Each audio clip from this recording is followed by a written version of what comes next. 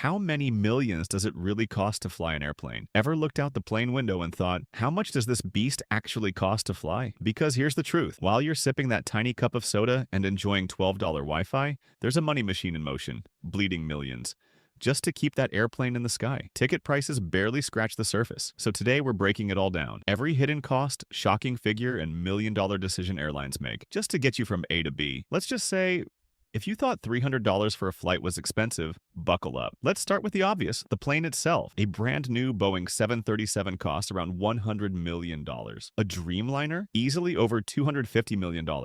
And the massive Airbus A380, nearly $445 million. That's almost $500 million for one plane. Now here's the kicker. Airlines rarely own these jets outright. Most lease them because dropping hundreds of millions in cash isn't just impractical. It's not the best financial decision, but even leasing comes with a cost. A single wide-body aircraft lease, $800,000 to $1.2 million per month. And that's before it ever flies a single mile. Maintenance. Okay, so you've got the plane. That's step one. Now comes the real challenge.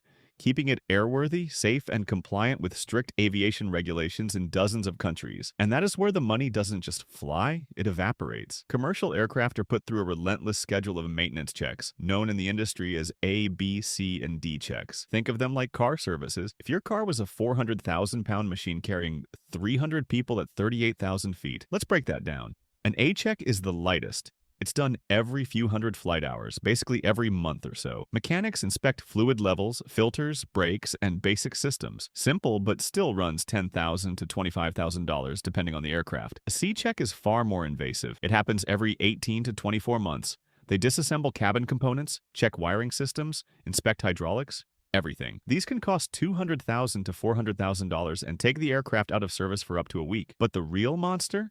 The D-check. This is the aircraft equivalent of open heart surgery. Every nut, bolt, panel, floor tile, and cable is stripped, examined, tested, replaced, or reinstalled. D-checks happen every 6 to 10 years, and they can last 2 to 6 weeks. The plane is grounded and pulled apart like a Lego set, and the bill, anywhere between $1 million to $3 million.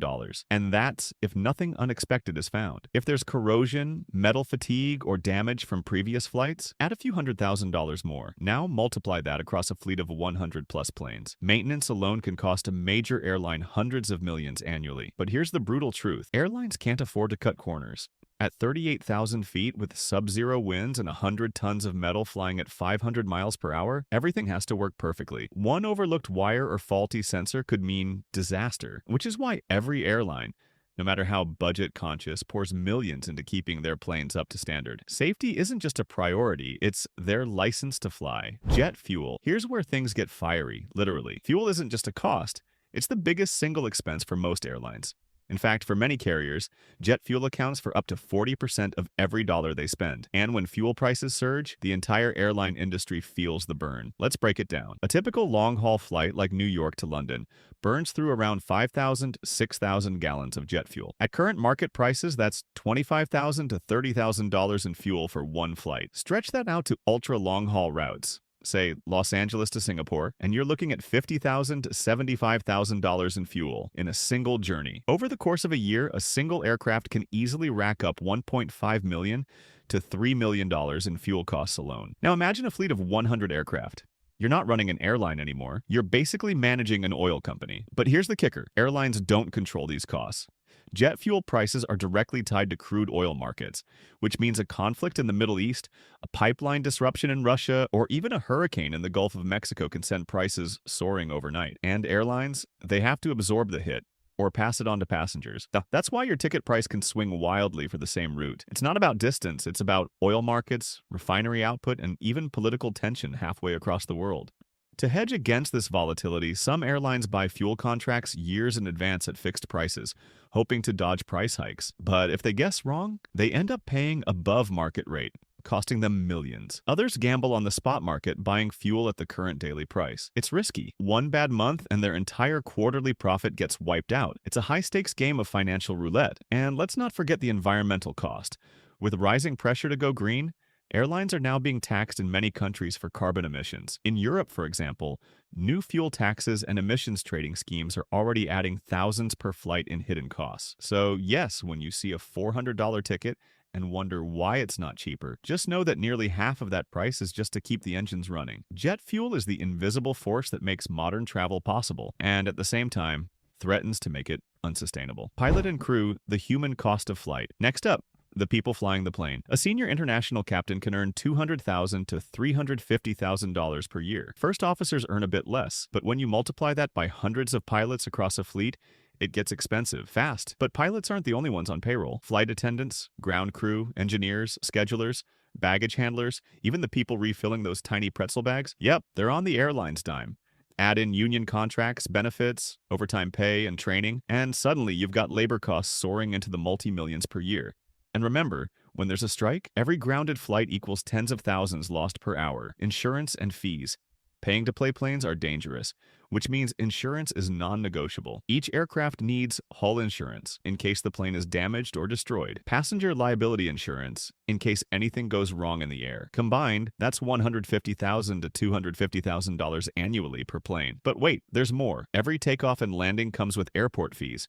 Gate rental, ground handling, terminal access, all of it adds up, and it varies wildly. Flying into Heathrow, you're paying thousands more than if you land in, say, Denver. Add in airspace fees too. Want to fly over Germany? That'll cost you. The Eurocontrol charges alone can hit $1,000 to $5,000 per flight just to pass through. In-flight experience. The hidden extras. Let's talk about what's happening inside the plane. The part passengers see and assume is included, because every seat, every snack, every screen comes with a price tag. Start with the basics.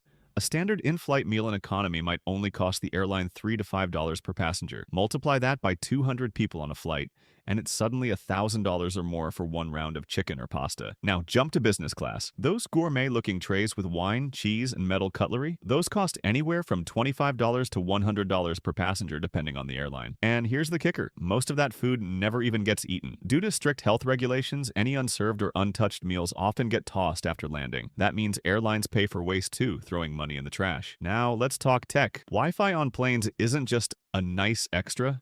It's a massive investment. Equipping a single aircraft with satellite-based high-speed Wi-Fi can cost anywhere from $200,000 to $500,000 up front. Add ongoing satellite service fees, and you're looking at $100,000 plus per year per plane. Yet airlines still offer it for free or at a low cost because, well, it's what passengers expect now. And in today's digital age, the moment your Instagram doesn't load at 38,000 feet, people are tweeting at the airline in rage. And those entertainment screens built into the back of your seat, they may seem like outdated tech in the smartphone era, but passengers still demand them. Installing a full in-flight entertainment IFE system, screens, remotes, content licensing, power ports, costs an airline $2 to $5 million per plane. And that doesn't even include the licensing fees to stream Hollywood films or TV shows, which are tens of thousands of dollars per title, renewed monthly. So when you lean back and flick through 100 movies or live TV, that free entertainment is quietly burning through your airline's bottom line. Now multiply those costs across a fleet of 100 or 200 planes. We're talking hundreds of millions just to keep passengers distracted and comfortable. Oh, and one more thing.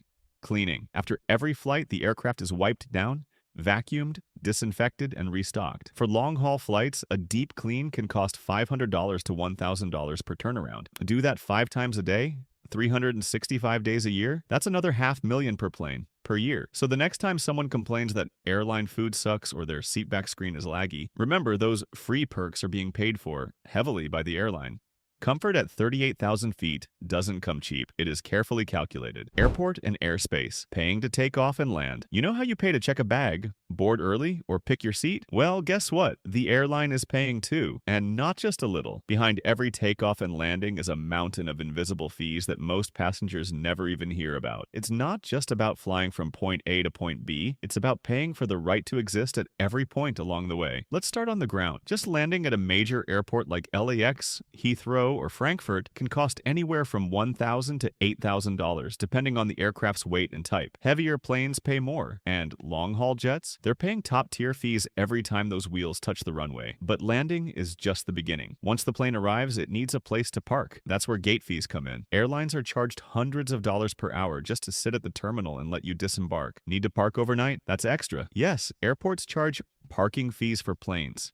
just like you'd pay to leave your car downtown. These fees vary by airport, but can reach several $1,000s for long-haul jets. If a flight is delayed or rescheduled, the meter keeps running. And let's not forget the hidden costs that come with simply operating at an airport. Towing fees are required to move the aircraft from the gate to the hangar, ground crew fees for loading and unloading, waste disposal fees for emptying lavatories, refueling service charges not including the fuel itself, passenger boarding bridge fees. Yes, that tunnel you walk through to board the plane, it's rented. Airports are like toll booths dressed up as welcome centers. Every service comes with a price, and airlines have no choice but to pay. But the costs don't stop when the plane leaves the ground. Every time an aircraft flies over a country's airspace, it's charged an overflight fee, even if it doesn't land there. Think of it like an invisible toll road in the sky. The more countries you fly over, the more fees rack up. Flying from New York to Dubai, for example, you might cross Canada, Greenland, the UK, Germany, Turkey, Iraq, and the UAE, each charging a few hundred to a few $1,000s, depending on distance and aircraft type. The total overflight bill for that single flight, often $15,000 to $25,000 just for permission to pass through the sky, and some countries are notorious for charging more. Places like Russia, China, and certain African nations